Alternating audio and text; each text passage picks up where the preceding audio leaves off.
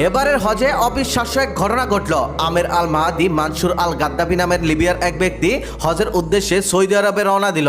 বিমানবন্দরে check in করতে গিয়ে দেখা গেল তার নামে একটি নিরাপত্তা জনিত জটিলতা, যার কারণে সকলেই বিমানে উঠে গেলেও তাকে উঠতে দেওয়া হলো না। উপস্থিত সবাই তাকে সান্ত্বনা দিয়ে বলল, মন খারাপ করো না, তোমার কপালে হয়তো হজ ছিল না। কিন্তু আমের বলল, আমি যাবো ইনশাল্লাহ, আমার নিয়ত হজ করা আর আল্লাহ তাআলা পূরণ করবেন। অবিশ্বাস্যভাবে কিছুক্ষণ পর খবর এলো যে বিমানটি আমেরকে ফেলে চলে গেছে, সেই বিমানে যান্ত্রিক ত্রুটি। বিমানটি ততক্ষণে এয়ারপোর্টে ফিরে এসেছে, মেরামত করে আবার উড্ডয়ন, আবারও যান্ত্রিক সমস্যা। ততক্ষণে জানাজানি হয়ে গেছে একজন হাজিকে ছাড়াই এই বিমান উড্ডয়ন হচ্ছে, এমনকি সেই বিমানে বারবার প্রবলেমও হচ্ছে। তৃতীয়বার পাইলট ঘোষণা করে দিলেন, আমি আর ততক্ষণ পর্যন্ত ফ্লাই করব না যতক্ষণ না পর্যন্ত আমের বিমানে ওঠেন। অবশেষে কোনো উপায় না পেয়ে নিরাপত্তাজনিত সমস্যা থাকার পরেও আমেরকে প্লেনে ওঠানো হয়, এমনকি সেই প্লেন কোনো বাধা ছাড়াই সৌদি আরবে গিয়ে পৌঁছায়। এই পৃথিবীতে এখনো অসংখ্য ভালো মানুষ